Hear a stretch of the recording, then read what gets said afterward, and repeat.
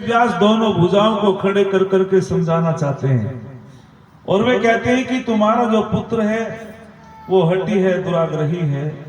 आप यदि उसे नहीं समझाओगे देश की बहुत बड़ी हानि होगी, ये राष्ट्र की बहुत बड़ी हानि होगी। और वे कहते हैं कि सुनो राजन, आप पुत्र मोह से अधिक मूल्यवान राष्ट्र होता है, देश होता है। और वे समझाने की कोशिश कर रहे हैं धृतराष्ट्र को। तो वे कहते हैं कि आप मेरी बात को सुनो, ध्यान पूर्वक सुनो जो मैं समझाता हूं। और वे बताते हैं कि यदि आपने अपने पुत्र को ठीक उपदेश देकर के नहीं समझाया तो बहुत बड़ी हानि होगी। तो वे बहुत सुंदर एक श्लोक के माध्यम से समझाना चाहते हैं। वे कहते हैं कि धृतराष्ट्र निबोधतान 10 धर्मम न जानन्ति। वे बहुत सुंदर एक व्याख्यान है। वे कहते हैं कि सुनो धृतराष्ट्र, 10 धर्मम न जानन्ति धृतराष्ट्र निबोधतान मत है परमत है उन्मत है श्रांत है क्रुद्धो बुभुक्षित है त्वरमाणस्य है लुब्धस्य भीत है कामी चैत दस है तस्माद एतेषु सर्वेषु न प्रसज्जेत पंडित है। बहुत सुंदर बात कहते हैं। वे कहते हैं कि सुनो धृतराष्ट्र, जो 10 प्रकार के लोग होते हैं वे कभी धर्म की आज्ञाओं का पालन नहीं करते, वे कभी धार्मिक नहीं हो सकते संसार के अंदर। सबसे पहले कहते हैं कि मत है शब्द का अर्थ होता है नशा करने वाला, अर्थात जो नशा करने वाला व्यक्ति होता है वो कभी धार्मिक नहीं हो सकता। याद रखना माता बहनों, जिसमें नशे का ऐब आ जाता है वो कभी धार्मिक नहीं होता। और नशा भी कई प्रकार का होता है। नशा शराब का भी होता है, नशा भांग का भी होता है, नशा बड़े कुटुंब का भी होता है, नशा बल का भी होता है, नशा ताकत का भी होता है, नशा पावर का भी होता है।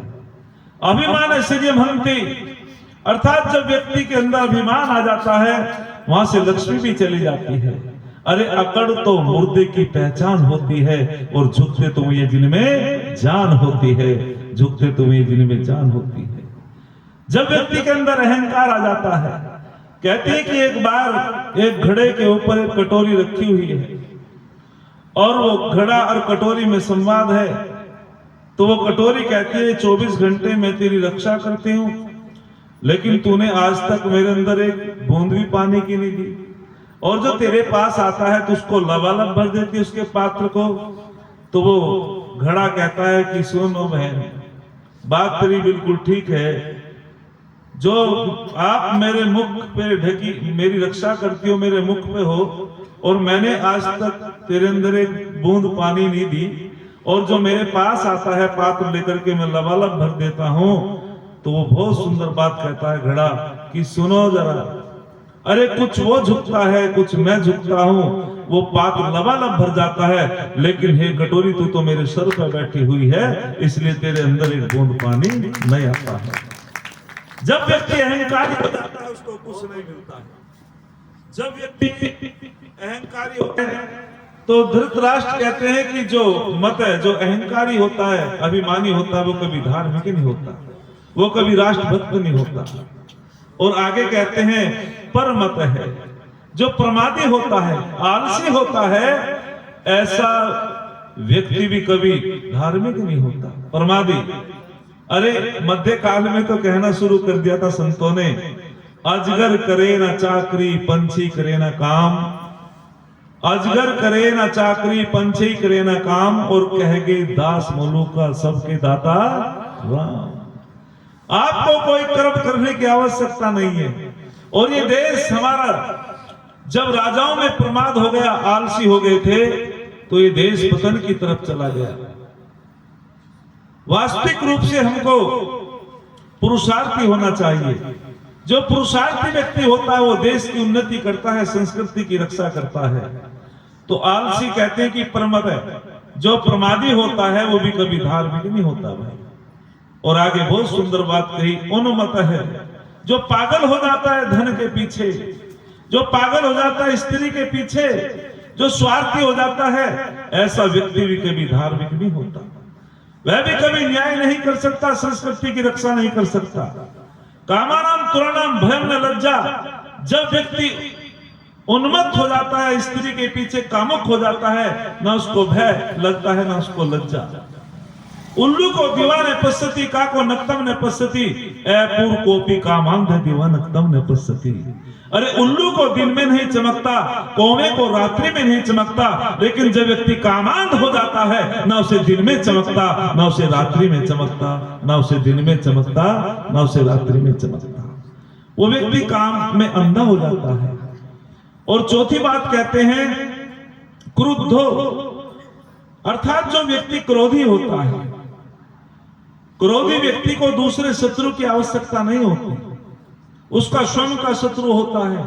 वो क्रोध रूपी अग्नि उसको जलाती रहती है। क्रोध में व्यक्ति बहुत गलत निर्णय ले लेता है। कहते हैं कि योगेश्वर कृष्ण भगवान जब शांति दूत बनकर के गए और उन्होंने दुर्योधन को समझाने की कोशिश की कि आप पांडवों का हिस्सा पांडवों को दे दे, आप बेईमाना मत करो, ये अच्छी बात नहीं, इसको नीति धर्म नहीं कहता। तो दुर्योधन क्रोध में आग बबूला हो जाता है और दुर्योधन कहता है कि तुम मुझको उपदेश देते हो और अपने सैनिकों से कहते हैं कि बंदी बनाओ इस ग्वाले को। तो तब योगेश्वर कृष्ण जी ने कहा था कि तू मुझे बंदी बनाएगा? अरे क्यों तू स्वार्थ में अंधा हो गया, क्यों तेरी बुद्धि मति किसी ने हड़ ली है? बिल्कुल तू एक प्रकार से स्वार्थ में इतना अंधा हो चुका है, तेरी बुद्धि काम नहीं कर रही है, तू मुझे बंदी बनाएगा? और योगेश्वर कृष्ण जी कहते हैं कि दुर्योधन क्यों अपने सौ पर अपनी माता गांधारी को रोने के लिए विवश करता है। और बहुत सुंदर बात कहते हैं कि जो क्रोध का रास्ता होता है, अहंकार का रास्ता होता है, वो पतन का रास्ता होता है, सीधा शमशान का रास्ता होता है। और जो शांति का मार्ग होता है, वो उन्नति का मार्ग होता है, वो सुख का मार्ग होता है। अर्थात यदि तेरी बुद्धि काम नहीं कर रही, निश्चित रूपेण अब तेरा पतन होगा। किसी पत्नी ने अपने पति से कहा कि जब भी तुम आते हो बड़े क्रोध में बोलते हो, हे पति देव, यदि तुम गुस्से में ना बोलो, हंस के बोलो, तो शांति की स्थापना हो सकती है। तो वो जब भी आता था क्रोध में बोलता था, तो पत्नी ने अपने पति से कहा, तुम्हारी शान न घटी होती, तुम्हारा रुतबा न घटा होता। तुम्हारी शान न घटी होती, तुम्हारा रुतबा न घटा होता। जो तुमने गुस्से में कहा, एक बार हंसकर कहा होता। जो तुमने गुस्से में कहा, एक बार हंसकर कहा होता। जिस बात को तुम गुस्से में कहते हो महाराज, यदि तुम मुस्कुरा के कह दो तो वहां शांति की स्थापना हो जाती है। वास्तविक क्रोधी व्यक्ति भी धार्मिक नहीं होता। और आगे बहुत सुंदर बात की, बुभुक्षित है। अच्छा, जो भूखा व्यक्ति है वो भी धार्मिक नहीं हो सकता भाई। भूखे व्यक्ति को तुम धर्म का उपदेश देने लगे, वो धर्म का उपदेश नहीं सुनेगा, उसको आवश्यकता रोटी की है। और यहां बुभुक्षित का अर्थ एक और लिया।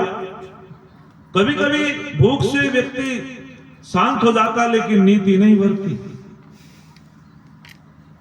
जो भूख है उसको खाना खिला दिया, भोजन दे दिया, लेकिन फिर भी नीति नहीं उसकी भरती है, फिर भी चाहता है कि और खाऊं।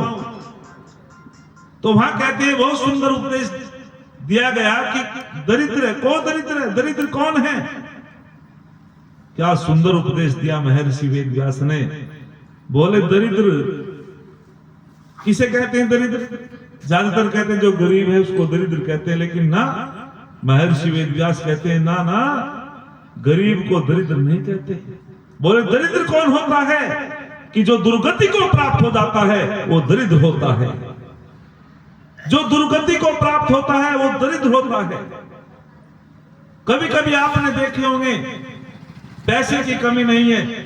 एक विदेश से महिला आई हमारे देश में, लगभग 3.5 कुंटल वजन, और दान देने के लिए आई हमारे देश में, बहुत पैसे वाली। लेकिन उसको जो है एक प्रकार से 3-4 लोग तो उसको उठाने वाले थे, और हमारे भारत के लोगों ने उसका सम्मान किया कि माता जी ईश्वर की बड़ी कृपा है। तो उसने की कि मैं तो परमात्मा से प्रार्थना करती हूं कि हे प्रभु, मुझे इस दुख से, इस भार से जल्दी पीछा छुड़ा। बोले क्यों? कि परमात्मा ने धन तो दिया है, लेकिन जितनी दुर्गति मेरी है इतनी किसी की नहीं है। ना मैं उठ सकती, ना मैं चल सकती, ना मैं बैठ सकती, मैं इतनी परेशान हूं। तो पता चला धनवान भी दरिद्र हो सकता है, केवल धनहीन ही दरिद्र नहीं होता। अर्थात जो दुर्गति को प्राप्त होता है उसे दरिद्र कहते हैं। तो कहते हैं कौन दरिद्र है? दरिद्र कौन है? यस्या तृष्णा विशाला, अरे जिसकी तृष्णा विशाल हो जाती है, जो दूसरे के धन को अपना धन समझता है, वो दरिद्र होता है, वो कभी धार्मिक नहीं होता है। और आगे बहुत सुंदर बात कही, आगे कहा तुर मनुष्य है, जो जल्दबाज व्यक्ति होता है, जिसमें धैर्य नहीं होता, धैर्य की कमी होती है, ऐसा व्यक्ति बहुत बड़ा पतन कर लेता है। कहते हैं कि एक बार एक राजा का साला का अपहरण हो गया और उसको बहुत ढूंढा लेकिन मिला नहीं। अचानक वो चोरों को झांसा देकर के कई साल बाद वहां से निकल भागा। रात्रि का समय था, और जब रात्रि का समय था तो वो जैसे उस नगरी में आया तो उसने पूछा मैं कहां हूं? बोले तो उस राजा की नगरी। बोले हाँ तो मेरी बहन है। उसको बड़ी खुशी हुई। तो जब वो अपनी बहन की नगरी में आया, उसने कि अब तो अच्छा है, द्वारपाल से जाकर के मिला। लेकिन उससे पहले एक मंत्री आस्तिक थे, राजा नास्तिक था। तो मंत्री अपने राजा से उपदेश कर रहे थे कि हे राजन, मैं आपसे निवेदन करना चाहता हूं कि एक महात्मा जी बहुत बड़े विद्वान है, वेदों के, उनका प्रवचन सुनो, सत्संग सुनो।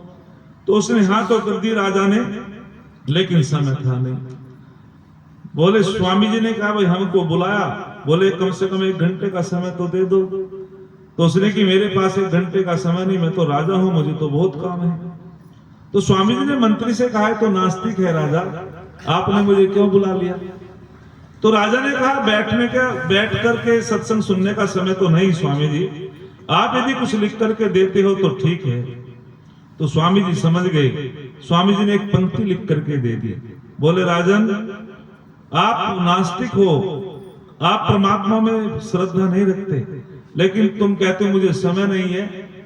मैं एक पंक्ति लिख करके देता हूं, कभी भी जल्दीबाजी में कोई निर्णय मत लेना। जो जल्दीबाजी का निर्णय होता है, क्रोध जब आवेश हो उसका निर्णय होता है, ये हितकारी नहीं होते। अधिक खुशी में भी निर्णय नहीं लेना चाहिए, अधिक शोक में भी निर्णय नहीं लेना चाहिए।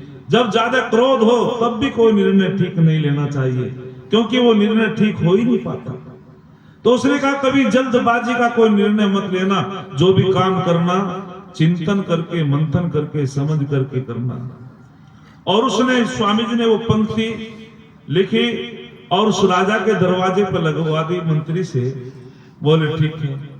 अब जैसे वो राजा का साला, उसने द्वारपाल से कहा और द्वारपाल से आकर के निवेदन किया कि ये मेरी बहन है। उसने जाकर के अंदर सूचना दे दी, यदि किसी बहन का भाई 10-12 साल से लापता हो और अचानक वो बहन के पास आ जाए, खुशी का कोई ठिकाना नहीं होता।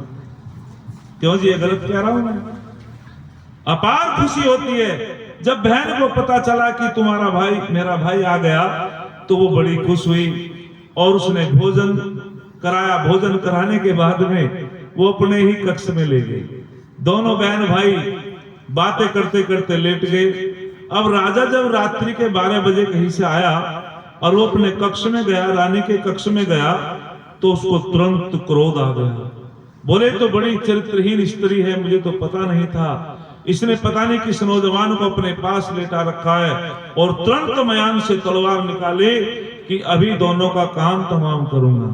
अब जैसे तलवार निकाल रहा था, तुरंत उसकी दृष्टि उस वाक्य पर जा पड़ी जो स्वामी जी ने लिख करके दिया था कि कभी भी कोई जल्दबाजी का निर्णय नहीं लेना चाहिए, समझ करके निर्णय लेना चाहिए। जल्दबाजी का काम जो होता है वो विनाशकारी होता है।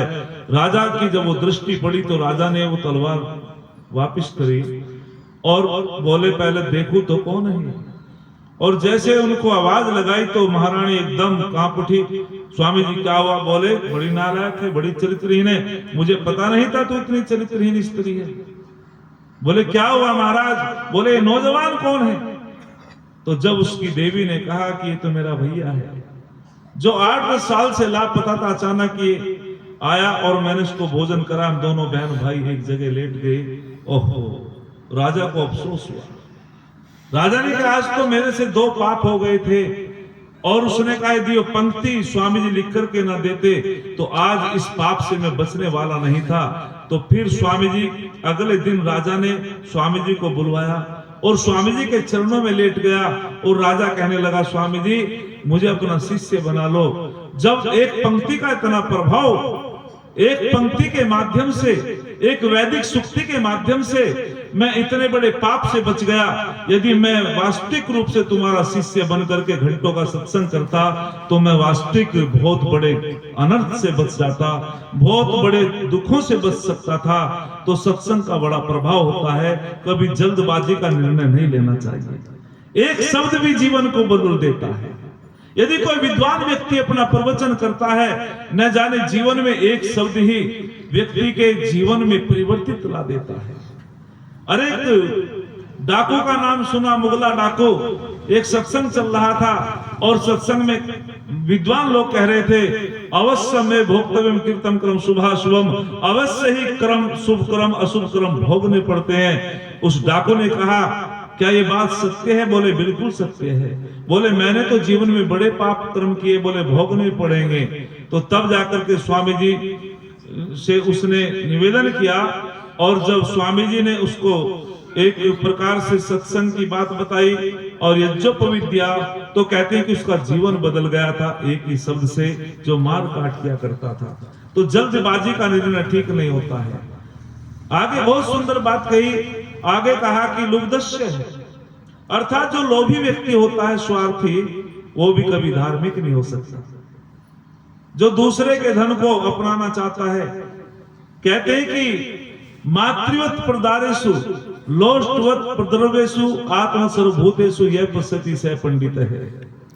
हमारे शास्त्र कहते हैं, हमारी नीतियां कहती हैं कि सुनो दुनिया के लोगों, जब गुरुकुल में ब्रह्मचारी पढ़ते हैं और उनका समावर्तन संस्कार होता है तो आचार्य समझाते हैं कि ओ मेरे बेटा, जैसे तूने गुरुकुल के नियमों का पालन किया है, आज तू समाज में जा रहा है, तेरा समावर्तन संस्कार हो गया है, तुम्हें इन नियमों का पालन करना है। मातृवत प्रदारेषु, अर्थात जो तेरी माता की आयु की है, उन्हें अपनी माता की आयु की जितनी महिला है उनकी अपनी माँ के जैसा सम्मान देना, वही पंडित होता है, वही धार्मिक होता है। और आगे बहुत सुंदर बात कही, दूसरे के धन को मिट्टी का ढेला समझना, कभी किसी की चोरी मत करना, वही पंडित होता, वही विद्वान होता है। और बहुत सुंदर बात कही, निर्मम, किसी प्राणी को सताना मत, किसी की निर्मम हत्या मत करना। अर्थात आत्मा है प्रतिकूलानि परेशान समाचरे। अरे कौन है धार्मिक? जैसा जैसा व्यवहार मैं अपने लिए चाहता हूं वैसा व्यवहार दूसरे के लिए करूं, इसी का नाम धर्म होता है। मैं चाहता हूं कि मेरी बहन को सब अच्छी दृष्टि से देखे, तो मुझे भी दूसरे की बहन को अपनी बहन की दृष्टि से देखना चाहिए। मैं चाहता हूं कि मेरी बेटी का सम्मान हो, तो मुझे भी दूसरे की बेटी का सम्मान करना चाहिए। आंसू आ जाते हैं। धर्म की परिभाषा बहुत बड़ी है। तिलक लगाने को धर्म नहीं कहते, कलावा बांधने को धर्म नहीं कहते। अरे जिस कार्य के करने में भय लज्जा शंका उत्पन्न है उसका नाम धर्म है, और जिस काम के करने में भय लज्जा शंका उत्पन्न होती है उसका नाम अधर्म है। यही तो समझा रहे महर्षि वेदव्यास धृतराष्ट्र को कि तेरा पुत्र अधार्मिक हो गया, कुसंस्कारी हो गया है, ये हठी है, दुराग्रही है, इसको समझा, बहुत बड़ी हानि हो सकती है। आंसू आ जाते हैं कि धर्म है क्या। हमारी बेटी साक्षी गुरुकुल चोटीपुरा में पढ़ती थी, वो कक्षा 11 तक वहां रही, और फिर विश्वारा कन्या गुरुकुल रोहतक रुड़की सुकामा जी के पास चली गई। तो जब वहां हम दीपावली के प्रॉपर उसका सामान लेकर के गए, तो वहां हमारी बेटी ने कि वो जब कक्षा 7 में थी, पिताजी 2 मेरी बहन है, अनाथ आश्रम से आई है, और दीपावली के पर्व पर सबके अभिभावक अपने बच्चों का, अपनी बेटियों का सामान लेकर के जाते हैं, लेकिन वे दोनों बच्ची अनाथ हैं, उनके ना माता है ना पिता है। और हमारी बेटी ने की, साक्षी ने कि पिताजी कुछ सामान उनके उसके बहनों के लिए भी ला करके दे देना। मैंने कि मुझे मिलवाओ उनसे। तो जब मैं उनसे जाकर के मिला और वहां जाकर के कहा कि ये दोनों अनाथ आश्रम से आई है, मैंने कि ऐसा मत बोलो कि अनाथ आश्रम से आई है। अरे अपने बच्चों के लिए तो सब काम करते हैं माता पिता, ये कोई परोपकार नहीं होता। अरे परोपकार तो वो होता है जो अपने बेटी के समान, यदि किसी की गरीब बेटी है उसको अपनी बेटी का सम्मान देता हो, यही धर्म है, यही मानवता है।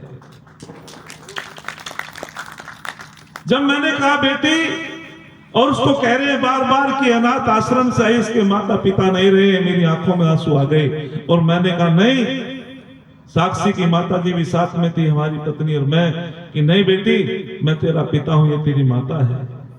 उन दोनों बेटियों की आंखों में आंसू आ गए। और मैंने कहा बताओ बेटियां, तुम क्या क्या तुम्हें सामान की आवश्यकता है। मैंने आधा सामान बांट करके आधा साक्षी को दे दिया, आधा उन दोनों बेटियों को दिया।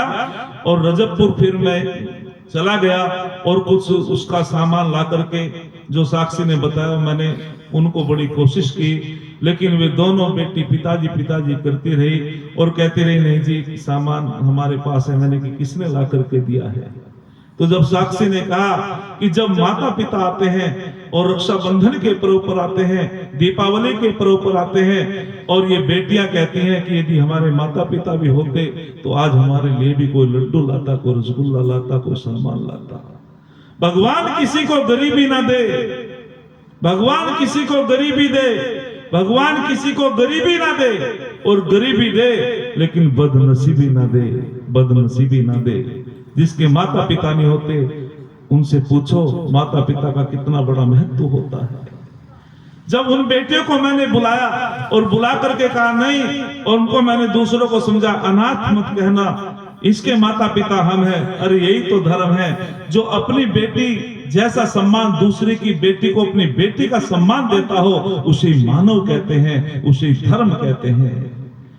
और आगे बहुत सुंदर बात कही कि किसी को सताना नहीं चाहिए, वही पंडित है, वही विद्वान है। फिर आगे बहुत सुंदर बात कही श्लोक में, आगे कहा गया कि जो भीत है अर्थात जो डरा हुआ है वो भी कभी धार्मिक नहीं हो सकता। भय किसको लगता है? भय उसको लगता है जो अविद्या में पड़ा रहता है, जो विद्या को प्राप्त नहीं कर पाता है, परमात्मा का साक्षात्कार नहीं कर पाता है, वो व्यक्ति भयभीत रहता है। पुनरपि जननम पुनरपि मरणम पुनरपि जननी जठरे शयनम। इस अविद्या के कारण ही बार बार हमारा जन्म होता है, बार बार हमारा मरण होता है, बार बार हम भयभीत होते हैं। जो योगी होता है वो मृत्यु की मृत्यु कर देता है, जो भोगी होता है उसे मृत्यु कपा देती है, डरा देती है। योगी तो मृत्यु की मृत्यु कर देता है। विस्तार में न जाकर के आगे बहुत सुंदर बात कही। आगे कहा कि जो कामी होता है, कामी, ऐसा व्यक्ति भी धार्मिक नहीं होता। कामुक व्यक्ति का कोई संबंध नहीं होता। अरे जब रावण राजशाही लिबास को उतार करके और भिखारियों के लिबास को धारण कर रहा है, तो मंदोदरी ने कहा ये क्या करते हो राजन? तो उसने कहा सीता विश्व सुंदरी है, मैं उसको प्राप्त करना चाहता हूं। तो मंदोदरी ने कहा कि सुनो राजन, आपकी बेटी के समान है सीता, तो आपकी बेटी के समान है, और आपको शोभा नहीं देती। आप तो राजा हो, राजा के लिए तो राजा को तो वास्तविक भगवान का दर्जा दिया जाता है। आपके अंदर ऐसे कुविचार कहां से आए? और रावण कहता कि आप मुझको कौन उपदेश देने वाली होती हो, मेरा निर्णय सर्वोपरि है, क्योंकि अहंकारी था। तो तब मंदोदरी ने कहा था कि सुनो राजन, अभी तो सीता तेरे घर भी नहीं आई, भिखारी तो पहले ही बन बैठा। यदि तू सीता को अपने घर ले आया, तेरा विनाश होगा, तुझे कोई बचाने वाला नहीं मिलेगा। वास्तविक रूप से कामुक व्यक्ति जो है वो धार्मिक नहीं होता। तो कहते हैं कि कौन है पंडित? वही पंडित होता है जो दूसरे के माता बहन को अपनी माता बहन की दृष्टि से देखता है, जो दूसरे के धन को मिट्टी का ढेला समझता है, जो स्वार्थ नहीं करता है, अपने कर्तव्यों का पालन करता है, वही पंडित होता है, वही धार्मिक होता है। एक उदाहरण देकर के इसी बीच में काट दिए भाई।